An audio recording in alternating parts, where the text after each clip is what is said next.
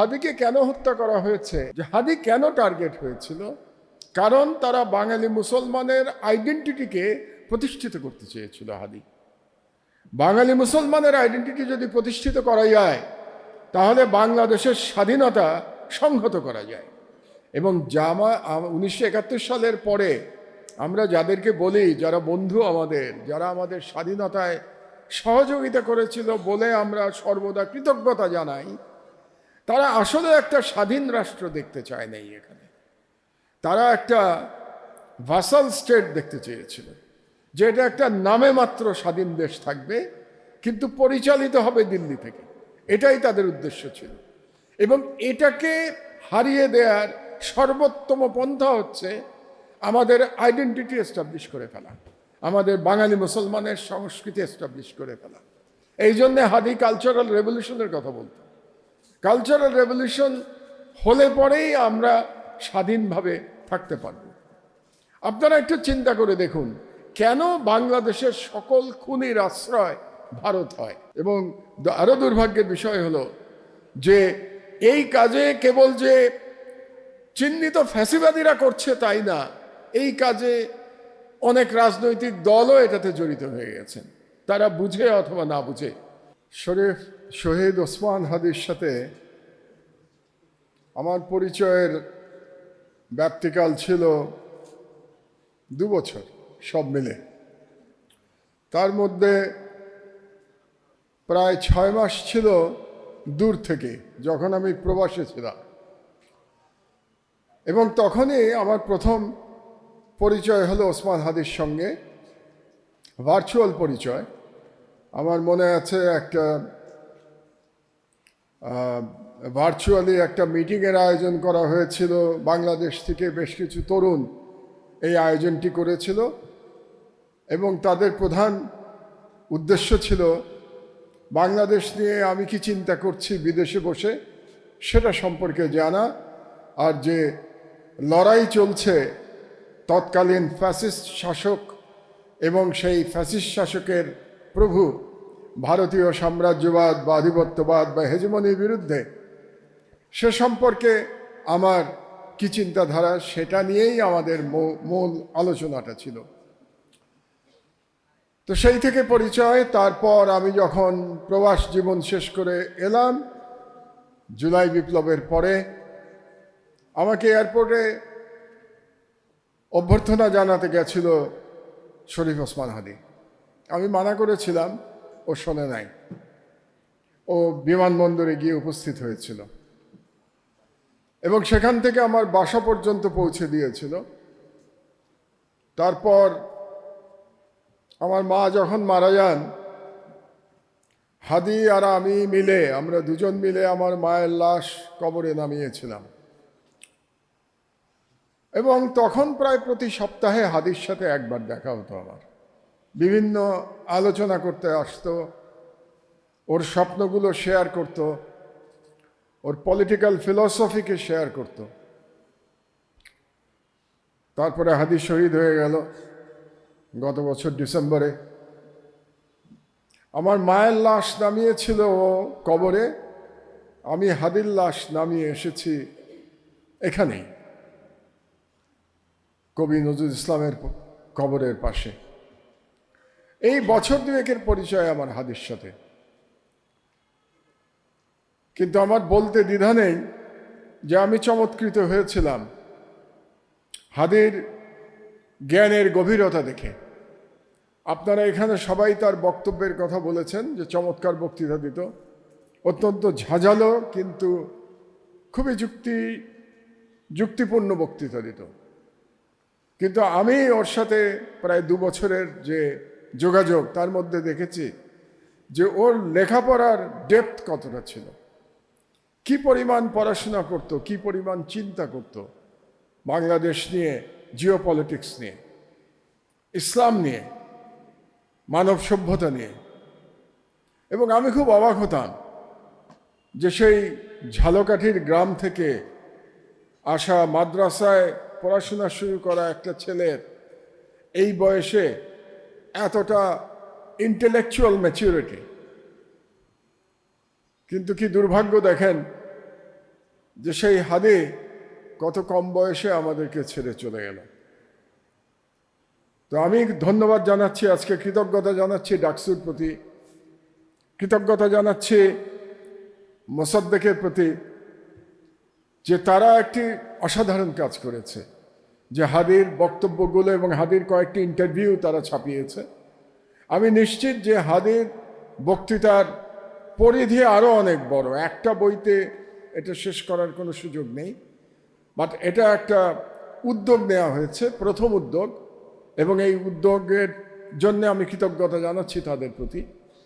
আপনারা এই বইটা পড়লেও বুঝতে পারবেন যে হাদি এই দুনিয়াকে, এই রাষ্ট্রকে সে কীভাবে দেখত। আমাদের সম্পর্কে হাদি বলতো যে বাংলাদেশের মুসলমানরা আর লার্জেস্ট কালচারাল মাইনরিটি। এটা কি আশ্চর্য কথা না, যে আমরা সংখ্যাগরিষ্ঠ, কিন্তু আমাদেরকে হাদি বলছে যে আমরা কালচারাল মাইনরিটি।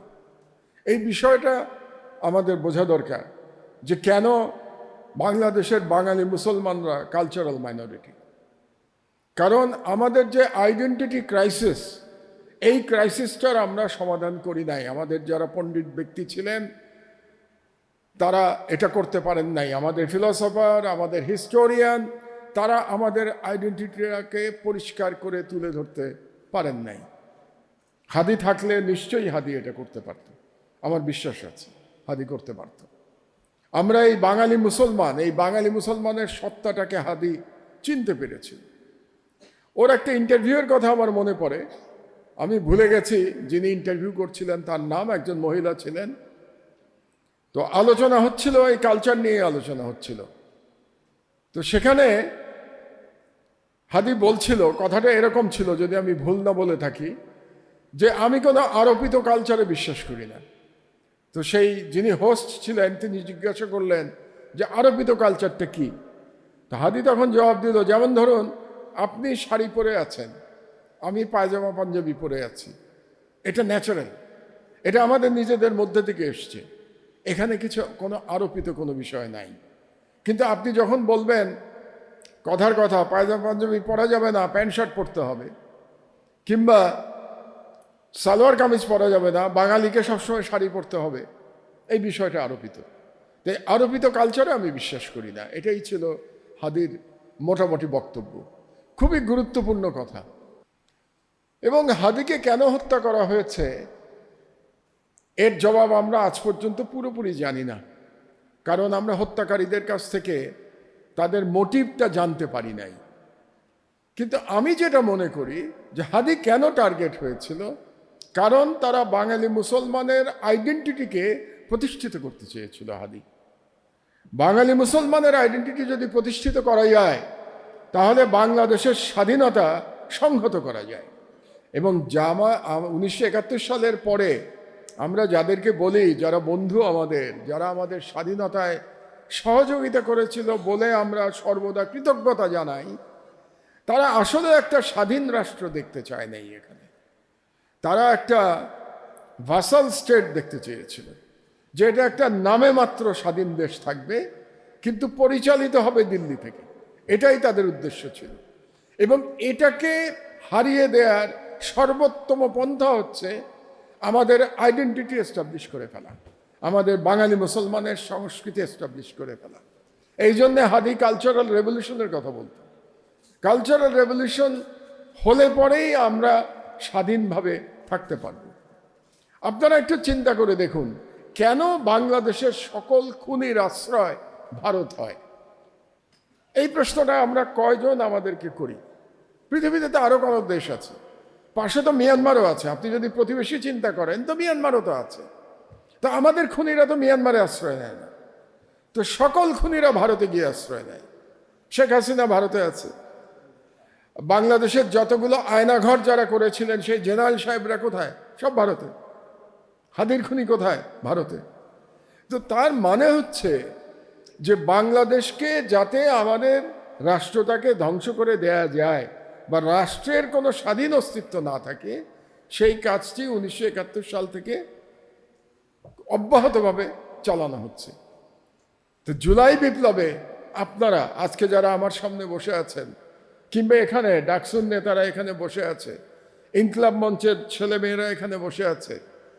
আপনারা বাংলাদেশকে মহান জুলাই বিপ্লবে এক নতুন পথের দিশা দেখিয়েছেন। আপনাদের সবাইকে এই জন্যে আমার প্রায় প্রতিটি বক্তৃতায় আপনাদেরকে আমি স্যালুট জানাই। আমি আমাদের তরুণ প্রজন্মকে সালাম জানাই প্রায় প্রতিটি বক্তব্যে। কারণ যখন বাংলাদেশ স্বাধীনতা পুনরুদ্ধারের আশা প্রায় হারিয়ে ফেলেছিল, আপনারা এই লড়াই করে ফ্যাসিবাদকে এবং ভারতীয় হেজেমনিকে একই সঙ্গে পরাজিত করেছেন। এটা একটা ইউনিক ব্যাপার বাংলাদেশে ঘটে গেছে। তো এটাকে আমাদেরকে সবসময় স্মরণে রাখতে হবে। এবং হাদি এই জন্যেই ওই কথাটা বলতো যে কিছুদিন পরে, ও অবশ্য অনেক বছরের কথা বলেছে, যে জুলাই যোদ্ধাদের তখন ফাঁসি দেওয়ার চেষ্টা করা হবে। এবং আমরা এতটাই অকৃতজ্ঞ, বিশেষত আমাদের রাজনীতিবিদরা এতটাই অকৃতজ্ঞ যে এই জুলাই বিপ্লবকে খাটো করার চেষ্টা কিন্তু জুলাই বিপ্লবের কিছুদিন পর থেকে শুরু হয়ে গেছে। আমাদের রাজনীতিবিদরা নানা রকম অভিধায় এটাকে বলেছেন, উচ্ছৃঙ্খল আচরণ বলেছেন, মব কালচার বলেছেন, নানা রকম ট্যাগ দেওয়া হয়েছে জুলাই বিপ্লবকে ছোট করবার জন্য। এবং আরো দুর্ভাগ্যের বিষয় হলো যে এই কাজে কেবল যে চিহ্নিত ফ্যাসিবাদীরা করছে তাই না, এই কাজে অনেক রাজনৈতিক দলও এটাতে জড়িত হয়ে গেছেন, তারা বুঝে অথবা না বুঝে। এবং তারা বুঝতে পারছেন না যে জুলাই বিপ্লব ছোট হয়ে গেলে তারা নিজেরাই ছোট হয়ে যান। জুলাই বিপ্লব ছোট হয়ে গেলে আমাদের গণতন্ত্রের অভিজাতটা প্রশ্নবিদ্ধ হয়ে যায়। এই বিষয়টা বোধহয় তারা বুঝতে পারেন না। কাজেই জুলাই বিপ্লব আমাদেরকে ধারণ করে যেতে হবে যদি আমরা স্বাধীনতা ধরে রাখতে চাই। অনেকেই 1971 সালের সাথে 2024 সালকে তুলনা করে এক ধরনের কে বড় কে ছোট এটা বলার চেষ্টা করেন। এটা বলার মাধ্যমেও কিন্তু উদ্দেশ্যটা হচ্ছে যাতে জুলাই বিপ্লব নিয়ে একটা বিতর্ক তৈরি হয়ে যায় সেই চেষ্টা করা। আমাদেরকে এই ব্যাপারে সবসময় সাবধান থাকতে হবে যে আমরা এই ধরনের বিতর্কে কখনো জড়াবো না। দুটোই আমাদের জাতির জন্যে, আমাদের অস্তিত্বের জন্যে, আমাদের বাঙালি মুসলমানের অস্তিত্বের জন্যে দুটোই অত্যন্ত গুরুত্বপূর্ণ। আমাদের বাঙালি মুসলমানদের অস্তিত্বের জন্যে 1947 গুরুত্বপূর্ণ। এগুলো আমাদের স্বাধীনতার এক একটা ধাপ, এটা যেন আমরা কখনো ভুলে না যাই। 1947 সালে ভারতের যারা বা এই উপমহাদেশের যারা মুসলমান জনগোষ্ঠী, তাদের জন্য একটা স্বাধীন দেশের ব্যবস্থা করা হয়েছিল। 1971 সালে বাঙালি মুসলমানের জন্য একটা স্বাধীন দেশের ব্যবস্থা করা হয়েছিল। আর 2024-এর জুলাই বিপ্লবের মাধ্যমে আমরা আমাদের হারিয়ে যাওয়া স্বাধীনতা পুনরুদ্ধার করেছি, আমাদের অধিকার আমরা পুনরুদ্ধার করেছি। এবং হাদি সেই আন্দোলনের এক ধরনের আইকন হয়ে উঠেছিল। এবং আপনি খেয়াল করবেন এই আইকনদেরই কিন্তু দুর্বল করে দেওয়া হয়, যাতে করে আমাদের এই স্বাধীনতার চেতনাই দুর্বল হয়ে যায়। এবং এই কারণেই হাদিকে টার্গেট করা হয়েছে। তো আমরা দাবি জানাই এই সরকারের কাছে যেন যতটা দ্রুত সম্ভব যারা খুনি আছে, ভারতে যে দুজন খুনি আছে আমরা জানতে পেরেছি বা ভারত সরকারও স্বীকার করেছে, তাদেরকে বাংলাদেশে ফিরিয়ে আনা হয়। কারণ শুধু তাদের দুজনকে চিনলে তো আমাদের হবে না, তাদের পেছনের লোকগুলোকে তো আমাদের চিনতে হবে, তাই না? কারণ তাদেরকে কারা সহযোগিতা করেছিল সেদিন হাদিকে হত্যা করবার জন্য, কারা তাদেরকে দেশ ছেড়ে পালিয়ে যেতে সহযোগিতা করেছে, সেগুলো আমাদের চিহ্নিত করতে হবে। আর যদি আমরা এটা না করতে পারি তাহলে এটা আমাদের জন্য বিপদের কারণ হবে। কাজেই আমার মনে হয় আজকের এই অনুষ্ঠানের মাধ্যমে আমাদের এই দাবিটা আবার নতুন করে বলা দরকার সরকারের কাছে যে আপনারা কালক্ষেপণ করবেন না। আমি অবশ্য সরকারকে ধন্যবাদ জানাতে চাই যে পররাষ্ট্র মন্ত্রণালয় থেকে যে বিবৃতি দেয়া হয়েছে সেখানে পরিষ্কার বলা হয়েছে যে হাদির হত্যাকারীদের ফিরিয়ে না দেয়া হলে বাংলাদেশের প্রধানমন্ত্রী তারেক রহমান ভারত সফরে যাবেন না, এটা বলা হয়েছে। আমরা বিশ্বাস করতে চাই যে পররাষ্ট্র মন্ত্রণালয়ের বিবৃতিতে যেটা বলা হয়েছে সেটা সরকার মিন করছে এবং আসলেই হাদির হত্যাকারীরা যতদিন বাংলাদেশের না ফিরে আসবে, তাদেরকে ফিরিয়ে না দেওয়া হবে, ততদিন বাংলাদেশের কোনো প্রধানমন্ত্রী ভারত সফরে যাবেন না, এটা আমরা বিশ্বাস করতে চাই এবং এই দাবি আমাদেরকে অব্যাহত রাখতে হবে। তো আপনাদের কাছে আমি ধন্যবাদ জানাচ্ছি, কৃতজ্ঞতা জানাচ্ছি আজকে হাদির স্মরণে এই বইটি বের করার জন্যে। আমি জানি যে হাদির জন্য আরও অনেক বই, যেটা জাবের কিছুক্ষণ আগে বলেছে, আরও অনেকগুলো বই হয়তো প্রোডাকশনে প্রসেসের মধ্যে আছে, সেগুলোও আমরা দেখব এবং এগুলো চর্চা করব আমরা, এবং হাদির জীবন থেকে আমরা অনুপ্রেরণা গ্রহণ করব। আপনাদেরকে অসংখ্য ধন্যবাদ। আল্লাহ হাফেজ। বাংলাদেশ জিন্দাবাদ। হাদির স্মৃতি অমর হোক।